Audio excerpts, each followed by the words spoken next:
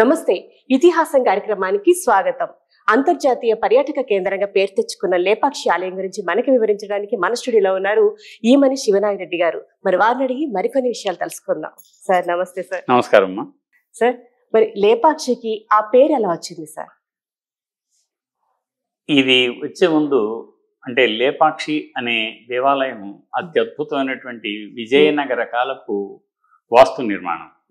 చాలా విజయనగర కాలం నాటి ఆలయాలు ఆంధ్రప్రదేశ్లో చాలా ఉన్నాయి, దక్షిణాది కూడా ఉన్నాయి. అయితే ఈ లేపాక్షికి ప్రపంచ ప్రఖ్యాతిగాంచిన ఒక గుర్తింపు దక్కింది. ఏమిటి ఆ గుర్తింపు? దేనివల్ల వచ్చింది అంటే, ఒకటి అక్కడున్న నంది, రెండు అక్కడున్న వీరభద్రాలయం, మూడు ఆలయంలో ఉన్నటువంటి శిల్పం, ఇంకా వర్ణచిత్రాలు. వీటితో లేపాక్షి లేపాక్షి అనేది విపరీతంగా పేరు వచ్చింది. అంతేకాకుండా మనకు స్వాతంత్ర్యానికి పూర్వం ఆయన లేపాక్షి బసవన్న లేచిరావయ్య అని అద్భుతమైనటువంటి ఒక పాటని మనకు అందించారు. అదిగో దాంతో మరింత ప్రతి ఊళ్ళోనూ పల్లెల్లోనూ పిల్లల్లోనూ లేపాక్షి అంటే ఏమిటో తెలిసింది. ఈ లేపాక్షి అంటే ఏమిటి అంటే అది ఒక గ్రామం పేరు, ప్రస్తుతం ఒక పట్టణమైంది. ఆ లేపాక్షి అనేది రెండు పదాల కలయిక. లేప అక్షి, లేపం అక్షి అంటే కళ్ళకు సంబంధించి లేక కళ్ళకు సంబంధించినటువంటి ఒక లేపనం గురించి, రెండిటి గురించి ఏర్పడినటువంటిది. అయితే ఈ లేపాక్షి అనే గ్రామానికి ఆ పేరు ఎలా వచ్చిందో చూడటానికి ఒక రెండు కథలు ప్రచారంలో ఉన్నాయి. ఒక కథ ఏమిటి అంటే, రామాయణంలో సీతాదేవిని రావణాసురుడు మాయావిగా తీసుకువెళ్ళిన తర్వాత ఎలాగైనా సరే ఈ విషయాన్ని రాముడికి చెప్పాలి అన్న ఉద్దేశంతో జటాయువు ప్రయత్నిస్తూ ఉంటుంది. రావణాసురుడిని వెంటబడుతూ ఉంటుంది. వెంటబడుతుంటా ఇది నాకు వెంటబడుతుందా అని చెప్పి రావణాసురుడు కత్తి తీసుకొని రెక్కల్ని కట్ చేస్తాడు. కట్ చేసినప్పుడు పాపం ఆ వినుకొండ దగ్గర కొంత చెప్పటానికి రామా రామా అని చెప్పటానికి ప్రయత్నించిందని, అలాగే ఆ తెగిన రెక్కతో అలాగే పోతూ పోతూ పోతూ ఓపిక లేక ఒక ప్రదేశంలో పడిందని, ఆ ప్రదేశాన్ని అక్కడ పడితే ఇక రాముడు ఆ సంగతి తెలుసుకొని అటు వెళ్తూ వెళ్తూ అయ్యో నా కోసం కదా ఇంత బాధకు గురైందని చెప్పి లే పక్షి నేనున్నాను అని అన్నాడని, లే పక్షి అని అన్నాడు కాబట్టి దానికి లేపాక్షి అనే పేరు వచ్చిందని ఒక కథనం. రెండో కథనం ప్రకారం ఆ ఊళ్ళోనే మీకు విజయనగర కాలంలో శ్రీకృష్ణదేవరాయల తర్వాత సింహాసనం ఎక్కినటువంటి అచ్యుతదేవరాయలు, ఆ అచ్యుతదేవరాయల కొలువులో కోశాధికారిగా విరుపన్న అనే ఆయన ఉండేవాడు. ఆయన పెనుగొండ ఉంది కదా, మన అనంతపురం పోతుంటే పెనుగొండ, అనంతపురం గుత్తి దాటంగానే వచ్చే పెనుగొండలో ఆయన కోశాధికారిగా పనిచేసేవాడు. ఆయన కార్యాలయం అక్కడ ఉండేది. ఈ పెనుగొండలో కోశాధికారిగా పనిచేస్తున్న విరుపన్న ఒకసారి ఈ ప్రదేశానికి వస్తాడు. వచ్చినప్పుడు అక్కడ చిన్న కొండ ఉంటుంది అన్నమాట. ఆ చిన్న కొండ మీద వాళ్ళ అబ్బాయి మోగవాడు, అతను ఆడుకుంటూ ఉంటాడు. అయితే ఏమంటాడు అంటే, ఈ విరుపన్న మొక్కున్నాడు, అయ్యా మా అబ్బాయికి గనక నోరు మోగవాడికి మాటలు వస్తే నేను శివుడికి ఒక ఆలయం కట్టిస్తాను అని మొక్కుంటాడు.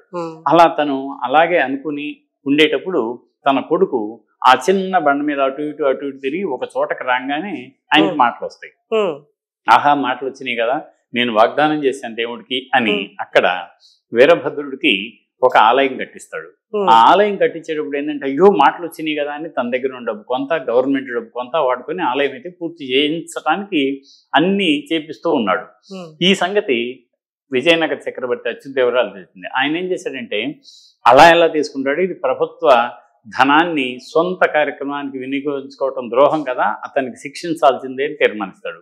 ఈ సంగతి తెలుసుకున్న విరుపన్న, అయ్యో నేను ఒక గొప్ప కార్యం కోసం ఆలయం కట్టాను, కానీ నేను చేసిన తప్పే, ఈ తప్పుకి రాజు నన్ను శిక్ష వేస్తున్నాడు, ఆ శిక్షను కూడా నేను ఆహ్వానిస్తున్నాను, కానీ ఆ రాజుకి అవకాశం ఎందుకు ఇవ్వాలి, నేను ఇక్కడే ప్రణార్థం చేసుకుంటాను అని తన రెండు కళ్ళు పీకి గుడి వెనక వైపుకి వెళ్ళి అలా గోడ మీద విసిరేస్తాడు అన్నమాట. విసిరేసినప్పుడు ఆ రెండు కళ్ళు ఎక్కడైతే గోడకి తగిలినాయో అక్కడ రెండు ఎర్రటి గుర్తులు ఎప్పటికీ ఉంటాయి.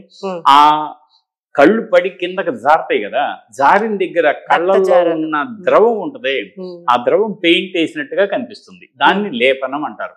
ఈ లేపనం, ఆ కళ్ళేమో అక్షి. అందుకని కళ్ళు గోడకి కొట్టగా విరుపన్న ఏర్పడినటువంటి ఆ మనం ఏమంటాం గుర్తులు, ఈ రెండింటిని కలిపితే లేపం అక్షి, ఇట్లా లేపాక్షి అనే పేరు వచ్చిందని ఇప్పటి వరకు కూడా ఊళ్ళో చెప్పుకుంటూ ఉంటారు. అది లేపాక్షి కథ వెనుక. సార్, అంటే ఇప్పుడు లేపాక్షిలో మనకి కనిపించే నంది కాకుండా ఇంకా ఎలాంటి ఆలయాలు ఉన్నాయంటారు? లేపాక్షిలో యాక్చువల్గా నంది ఏమో బాగా ప్రచారం పొందింది. అది కొంచెం ఊర్లో మీరు ప్రవేశించగానే, అంటే మనం అనంతపురం నుంచి బెంగళూరు వెళ్లే దోవలో కొడికొండ అని ఒక ఊరు ఉంటుంది. ఆ కొడికొండ నుంచి కుడివైపుకు వెళ్తే చిలమత్తూరు అని ఒక ఊరు వస్తుంది. ఆ చిలమత్తూరు దాటంగానే లేపాక్షి గ్రామం వస్తుంది. ఆ గ్రామంలో ప్రవేశించారో లేదో ఎడం వైపున అత్యద్భుత సుందరతరంగా తీర్చిదిద్దినటువంటి ఏకశిలలో చెక్కిన నంది కనిపిస్తుంది మనకి. ఆ నంది దాటి కొంచెం ముందుకు వెళ్తే కొద్దిగా ఎడం వైపుగా ఒక తోవ, ఆ తోవకు ఒక చిన్న గోపురం, ఆ గోపురమే లేపాక్షిలోని వీరభద్ర స్వామి దేవాలయ సముదాయం.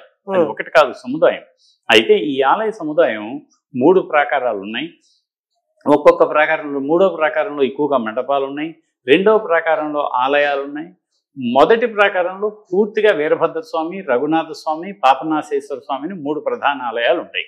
సో ఇక్కడ ఇంకా చిన్న చిన్న ఆలయాలు ఎలా ఉన్నాయంటే, ఆ లోపల మళ్ళీ పార్వతీదేవికి ఒక ఆలయం ఉంటుంది, హనుమాన్కి ఒక ఆలయం ఉంటుంది, ఇలా చిన్న చిన్న ఆలయాలు కూడా ఉన్నాయి. అసలు ప్రధానంగా 3. ఆ 3 ఏమిటి? వీరభద్ర, రఘునాయక, ఆ తర్వాత పాపనాశేశ్వర. ఈ 3 ప్రధానమైన. ఈ 3లో కూడా మధ్య ఉండేది మాత్రం వీరభద్రేశ్వర దేవాలయం, వీరభద్రాలయం. దానికే ఈ కళ్యాణ మండపం అనుకోండి, నృత్య మండపం అనుకోండి, ఇవన్నీ ప్రాకారాలు అన్నీ వచ్చింది కూడా అక్కడే. కాబట్టి ప్రధాన ఆలయం వీరభద్రాలయం. అక్కడ ఉన్నటువంటి ఈ ఆలయంతో పాటు మరొకటి ఆ నంది. ఈ రెండిటి వల్ల లేపాక్షి ప్రపంచంలోనే పేరుగాంచిందనమాట.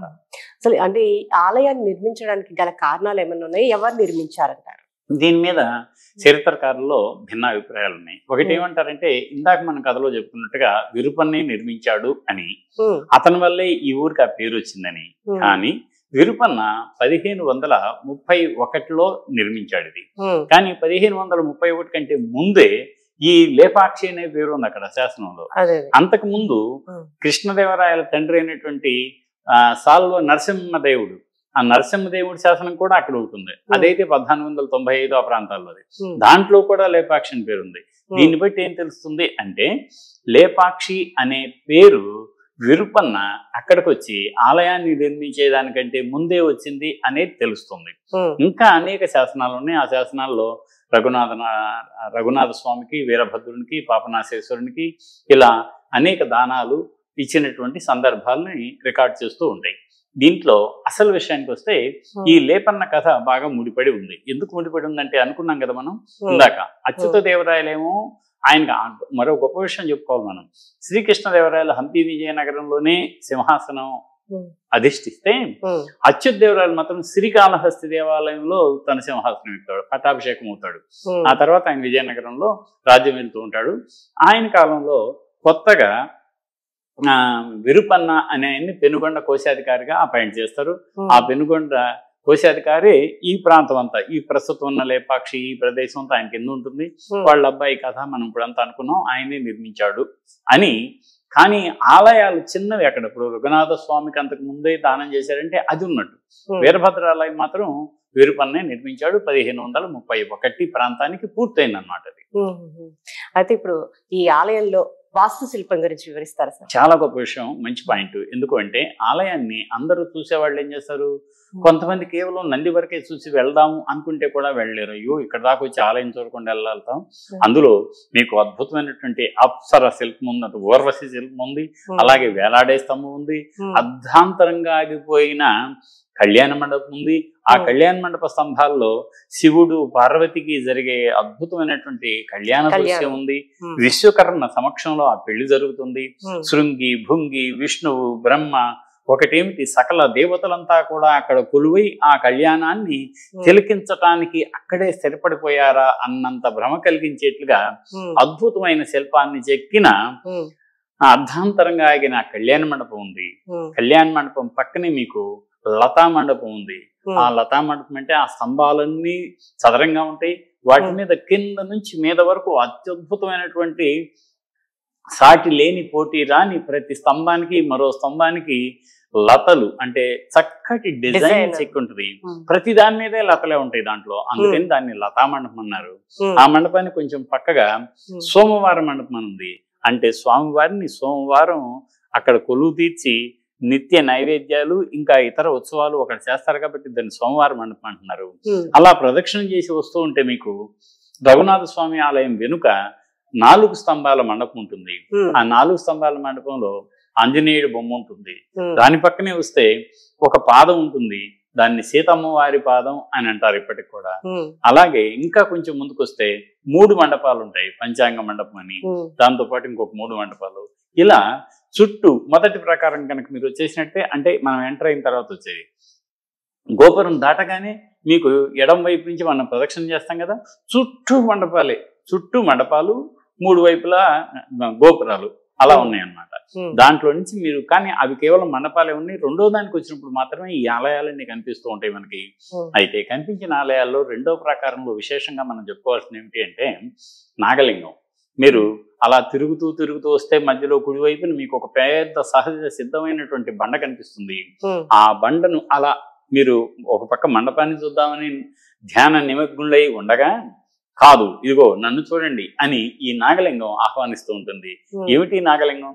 మనం ఎన్నో సార్లు చూసాం, శివలింగాలు అనేక రకాల లింగాలు ఉంటాయి.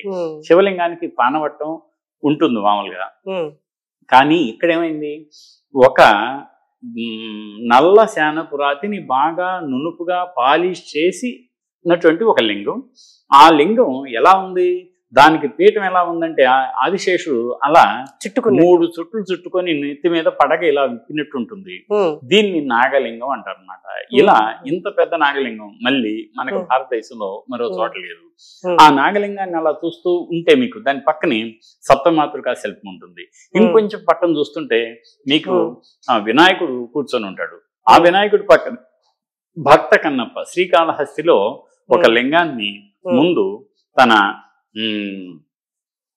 తన దారాలతో సాలీడు పూజ చేశాడని, ఆ దారాలు తీసేసి మళ్ళీ ఒక నాగుబాం వచ్చి తాను పూజ చేసిందని, ఆ నాగుబాం పెట్టిన పూలను కూడా దాన్ని తీసేసి ఒక ఏనుగు వచ్చి ఆ నీళ్లు గుమరించి అది పూజ చేసిందని, 3 ఒకళ్ళకొకళ్ళు ఇలా ఉండి గొడవ జరిగిపోయిందే కదా శ్రీకాళహస్తీశ్వర కథ.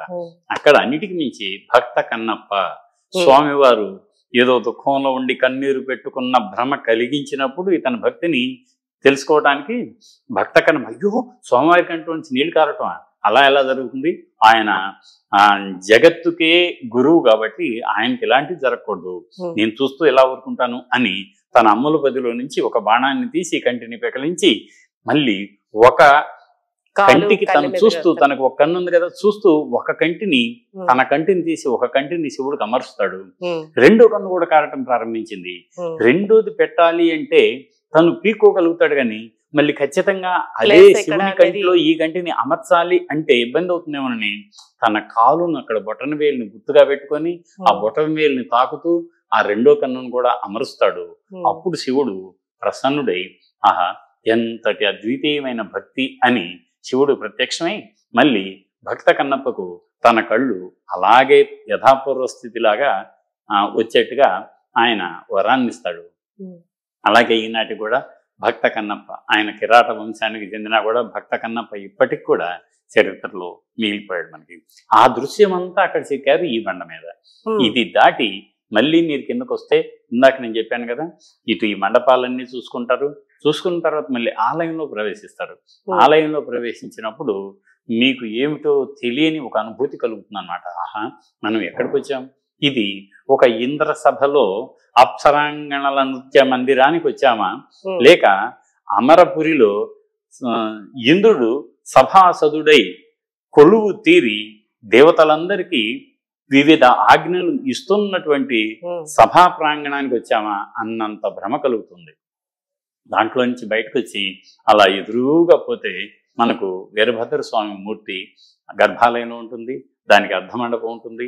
దానికి బయట మనం అలా భక్తి నిమిలిత నేత్రాలతో వీరభద్రమూర్తిని అలా చూస్తూ ధ్యాన నిమగ్నమై ఉండగా మనం అలా కళ్ళు తెరిచి కొంచెం అలా పైకి చూసామో లేదో, ఆ పైన ఆ కప్పు బండల మీద 13 అడుగుల కొలతలతో ఉన్నటువంటి వీరభద్ర వర్ణ చిత్రం మళ్ళీ మనం ఆకట్టుకుంటుంది. ఒక నమస్కారం పెట్టుకుంటాం, మళ్ళీ పక్కకు తిరుగుతాం. పక్కకు తిరగగానే రఘునాథ స్వామి ఆలయం, దాని పక్కకు తిరుగుతాం అమ్మవారి ఆలయం, ఇంకో కొంచెం పక్కకు వస్తాం పాపనాశేశ్వర ఆలయం, ఇంకా కొంచెం పక్కని పార్వతీదేవి శయన భాండాగారం అంటారు దాన్ని చూస్తాం. ఇలా ఒక్కొక్క చిన్న చిన్న ఆలయాలన్నీ కూడా ఈ మండపంలో ఉంటాయి. దీన్ని ప్రధాన రంగ మండపం అంటారు, లేక ప్రధాన మహామండపం అంటారు. ఈ మహామండపంలో ఉన్న స్తంభాలన్నీ ఆలయానికి ఎదురుగా ఒక రకంగాను చాలా పెద్దవన్నమాట, విశాలమైనవి, ఎత్తైనవి. దాని అమరికి అలా పైన చూస్తేనే నిజంగా శిల్పులు అనల్ప శిల్ప కల్పన చాతుర్యంతో దేవశిల్పులే భూమి మీదకొచ్చి రాళ్లను రంగరించి అద్భుత శిల్ప కళా నైపుణ్యాన్ని ఇక్కడ ప్రదర్శించారా అన్న భ్రమకు లోనవుతాం మనం.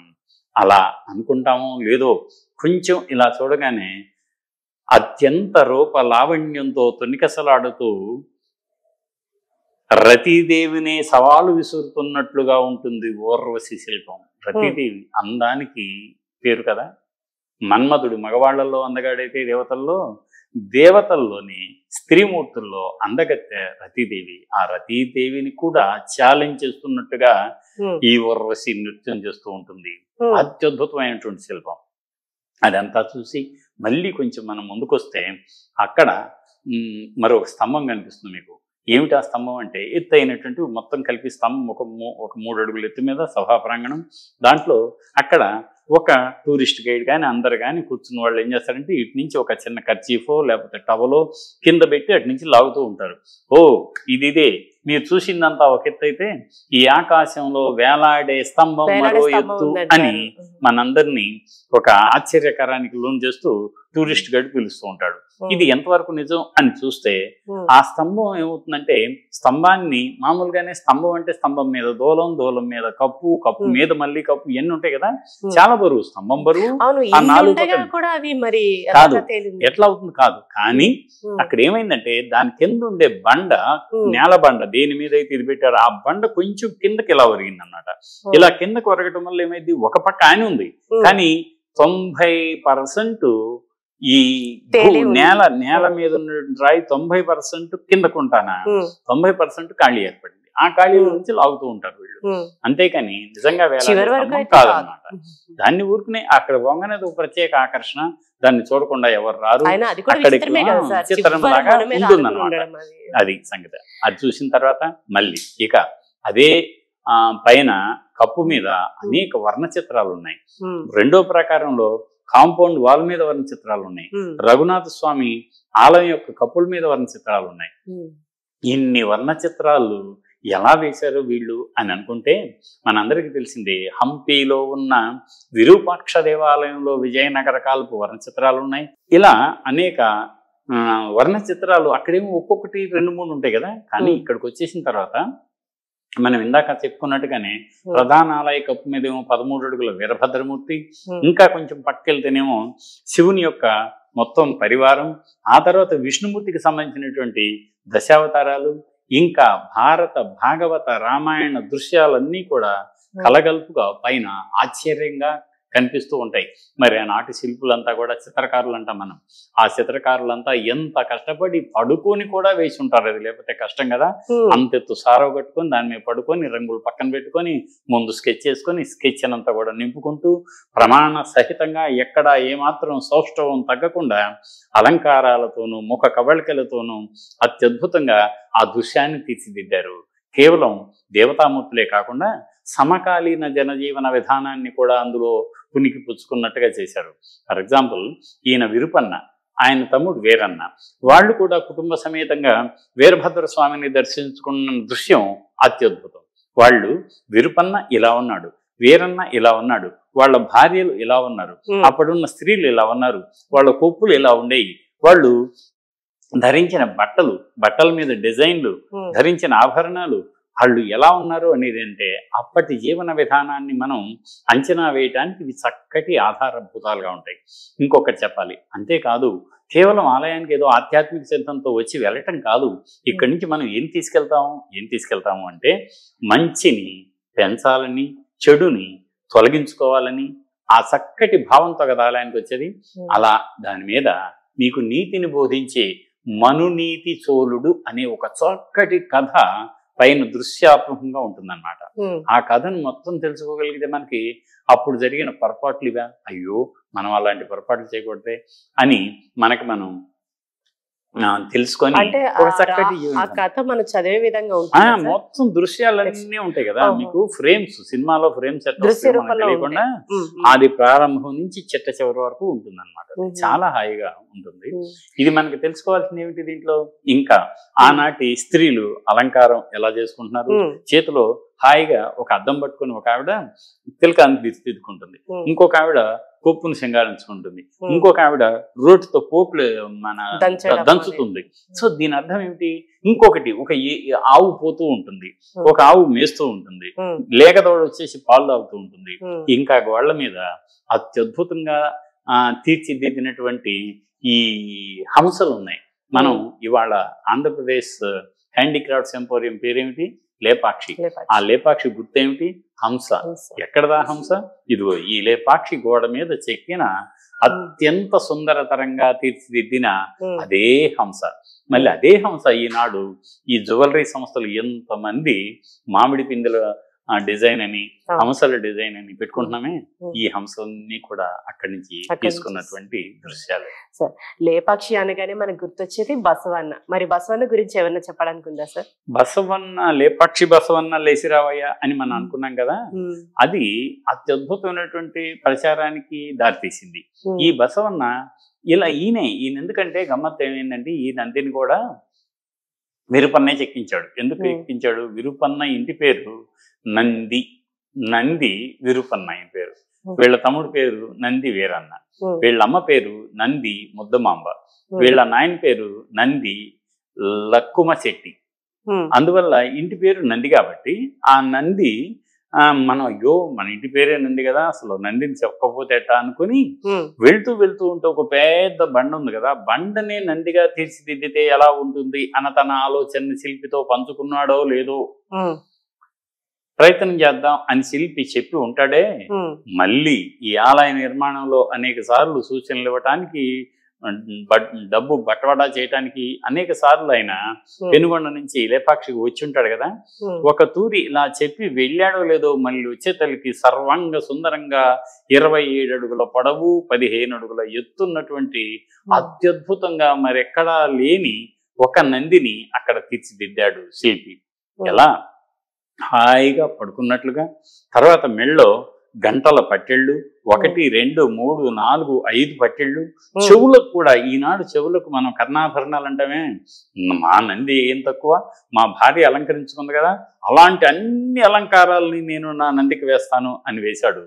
ఇంకోటి ఏమిటంటే ఆ మెళ్ళో పట్టెళ్లకు వేలాడుతున్నటువంటి పతకం అంటాం మనం, వేలాడుతూ ఉంటుంది, ఆ పెండెంట్ మీద ఏం చెప్పారు తెలుసా మీకు, గండభేరుండం, విజయనగర కాలానికి గండభేరుండ అనే ఒక చిహ్నం, వరాహ లాంఛనం ఎలాగో గండభేరుండాన్ని కూడా వాళ్ళు నాణ్యాల మీద వేసుకున్నారు. ఆ పక్షి అంటే వాళ్ళకి అంత ఇష్టం. గండభేరుండం అంటే గరుత్మంతుడికి మళ్ళీ ద్విగుణీకృతం అన్నమాట. దాన్ని ఈ మెళ్ళలో ఒక గండభేరుండం అంటే ఒక పక్షి 2 తలలతో ఉంటుంది, 2 తలలతోనూ ఏనుగుల్ని అలా పట్టి లేపుతున్నట్టుగా ఉంటది అన్నమాట. అంటే ఏనుగుల కంటే బలమైంది గండభేరుండం. అదిగో ఆ దృశ్యాన్ని ఈ మెడ పట్టెళ్లకు వేలాడే పథకం మీద చెక్కాడు అతను. ఎంత అద్భుతం అది. సో ఇలా మనం ఈ లేపాక్షి నంది గురించి చెప్పుకోవాలి అంటే ఎంతో హాయిగా ఉంటుంది. ఎంత నిమ్మళంగా ఉంది అంటే అంత నిమ్మళంగా ఉందన్నమాట. ఎందుకో తెలుసా, నేను ఇవాళకి నా రైతుకి ఏం చేయాలో అది చేశాను. నాకు అతను మేత ఇచ్చాడు, హాయిగా తిన్నాను, ఇంకేం కావాలి నాకు అని ఒక చక్కటి ఆత్మతృప్తితో అలా పడుకొని, అయ్యా మీరు కూడా ఎందుకు ఉరుకుతారు, పరుగులు ఎత్తారు, ఎందుకు ఈ ఆరాటం, కొంత సరిపోదా మీకు అని ఒక చక్కటి సందేశాన్ని సందర్శకులకు ఇస్తున్న భావన కలుగుతుంది. అంటే ఆ పడుకునే విధానం అంత నిదానంగా ఉంటుంది అన్నమాట, చూసే అంత ప్రశాంతంగా. సార్ లేపాక్షి ఆలయం గురించి చాలా చక్కగా వివరించారు సార్. మీ విలువైన సమయాన్ని మా 6 టీవీ ప్రేక్షకులకు కేటాయించి ధన్యవాదాలు సార్. ధన్యవాదాలమ్మా. నాకు కూడా ఏమనిపిస్తుంది అంటే, మీరు నమ్మరు, నేను ఇదిగో లేపాక్షి సందర్శించినప్పుడు నేను సందర్శించి ఆనందించనే, మనం అందరికీ తెలియజేయాలి అని ఈ విజయనగర కళానిలయం లేపాక్షి దేవాలయం అనే పుస్తకాన్ని రాశాను నేను. ఇది ఎవరికి అంకితం ఇచ్చాను తెలుసా? విరుపన్నకు. ఏ విరుపన్నకు? ఒకటి ఈ ఆలయ నిర్మాత విరుపన్నకు, మరొకటి ఈ ఆలయ వాస్తు శిల్ప విశేషాలను, వర్ణ చిత్రాల వైశిష్ట్యాన్ని నలుగురికి తెలియజెబుతున్న టూరిస్ట్ గైడ్ విరుపన్నకు. ఇద్దరు విరుపన్నలకు నేను ఈ గ్రంథాన్ని అంకితం చేశాను అన్నమాట. సార్ అంటే ఈ దీంట్లో మొత్తం అంతా మీరు ఆలయం గురించి అంతా వివరించి రాశారు. మొత్తం మీకు అంటే ఇది ఇక్కడంతా ఈ ఆలయం లోపల ఎలా ఉంటుంది, తర్వాత దృశ్యం ఏంటి, ఎలా ఒక్కళ్ళు మీ లోపలికి వెళ్ళి చుట్టూ 3 ప్రాకారాల్లో తిరుగుతూ ఉంటే మీకు ఏమేమి కనిపిస్తూ ఉంటాయి, ఆ విశేషాలు, వాస్తు శిల్పం, శాసనం, వర్ణ చిత్రం, ఒకటేమిటి అన్నిటి గురించి సమాహారంగా ఈ పుస్తకాన్ని తీసుకురావడం జరిగిందమ్మా. ఇది మా ప్రేక్షకులు కూడా చూపిస్తాను సార్. చూసారు కదా, ఈ మన శివనాగిరెడ్డి గారు రాసిన ఈ పుస్తకాన్ని మీరందరూ చదివి తెలుసుకోవాల్సిన విషయం. చూస్తూనే ఉండండి 6 టీవీ, సామాన్యుడి ఆరో ప్రాణం.